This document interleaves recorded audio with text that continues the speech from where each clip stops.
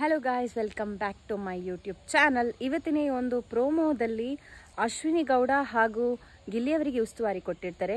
But unfortunately ಕೆಲವೆಲ್ಲ incident ಏನು ನಡೀತದಂದರೆ, ಕಾವ್ಯ ಅವರಿಗೆ ನೀರನ್ನು ಡ್ರಮ್ನ ಒಳಗೆ ಹಾಕಬೇಕು. ಅದನ್ನು ತಡೆಯಲಿಕ್ಕೆ ಅವರ ಅಪೋಸಿಟ್ ಟೀಮಿಂದ ಅಭಿಷೇಕ್ ಮತ್ತು ಜಾನ್ವಿ ಅವರು ಇಬ್ಬರು ಇರ್ತಾರೆ. ಆ್ಯಂಡ್ ಇದರಲ್ಲಿ ಏನು ವಿಷಯಪ್ಪ ಅಂದರೆ, ಕಾವ್ಯ ಅವರೆಂತ ಮಾಡ್ತಾರೆ ಅಂದರೆ, ನೀರೇನಿರ್ತದೆ ಅದನ್ನೊಂದು ಸೈಡಲ್ಲಿ ಇಟ್ಟಿರ್ತಾರೆ ಹಾಕಲಿಕ್ಕೆ ಅಂತ. ಇವರು ಅಭಿಷೇಕ್ ಅವರು ಅದನ್ನು ಒದ್ದಿದ್ದಾರೆ.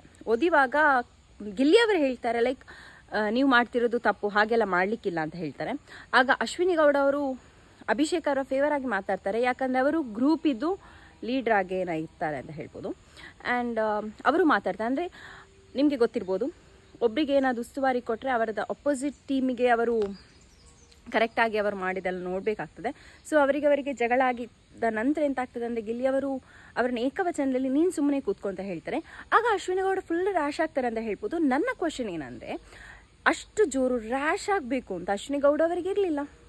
ಓಕೆ, ರ್ಯಾಶ್ ಆದರೂ ಫೈನಾ, ಬಿಗ್ ಬಾಸ್ ಅಲ್ಲ ಅದಕ್ಕೆ ರ್ಯಾಶ್ ಆಗ್ತಾರೆ ಅಂತ ಹೇಳುವ. ಬಟ್ ಇವರು ನೀನು ಅಂತ ಹೇಳ್ಬೋದಾ? ನಾನು ಕೇಳೋದು, ಅಶ್ವಿನಿ ಗೌಡ ಅವರು ಎಲ್ಲಿ ಎಷ್ಟೋ ದೊಡ್ಡ ಜನ ಆದರೆ ಸಹ ಬಿಗ್ ಬಾಸ್ ಅಂತ ಹೇಳುವಾಗ ಎಲ್ಲರೂ ಕೂಡ ಈಕ್ವಲ್ ಆಗಿರ್ತಾರೆ.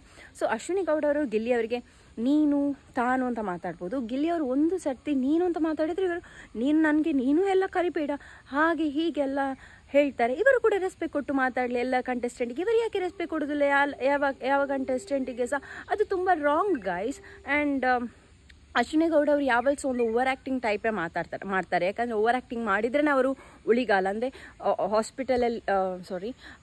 ಬಿಗ್ ಬಾಸ್ ಮನೆಯಲ್ಲಿ ಇರಬೇಕು ಅಂತ ಒಂದು ಇದರಲ್ಲಿ ಒಂದು ಮಾಡ್ತಾರೆ ಅಂತ ಹೇಳ್ಬೋದು. ಆ್ಯಂಡ್ ಇನ್ನೊಂದು ವಿಷಯ ಅಂದರೆ, ಅಶ್ವಿನಿ ಗೌಡ ಹಾಗೂ ಜಾನ್ವಿ ಅವರು ಒಳಗೆ ಸೀಕ್ರೆಟ್ ರೂಮಲ್ಲಿ ಕೂಡ ನಾರ್ಮಲ್ ಆಗಿ ಮಾತಾಡ್ತಿರ್ತಾರೆ. ಅದಕ್ಕಿಂತ ಮುಂಚೆ ಫೈಟ್ ಆದದ್ದು ಅವರಿಂದಲೇ.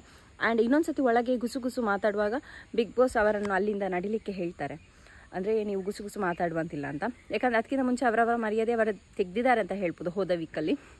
ವಿಲ್ಸಿ ಹೇಗಿರ್ತದೆ ಅಂತ ನಾನಂತೂ ತುಂಬಾ ಎಕ್ಸೈಟೆಡ್ ಆಗಿದ್ದೀನಿ. ನೀವೆಲ್ಲರೂ ತುಂಬಾ ಎಕ್ಸೈಟೆಡ್ ಆಗಿದ್ದೀರಿ ಅಂತ ನಾನು ಎನಿಸ್ತೀನಿ. ನೀವು ನೆಕ್ಸ್ಟ್ ವೀಡಿಯೋದಲ್ಲಿ ಸಿಕ್ಕುವಂಟಿಲ್ ಬಾಯ್. ಸಬ್ಸ್ಕ್ರೈಬ್ ಮಾಡಿ ಅಂತ ಹೇಳಿ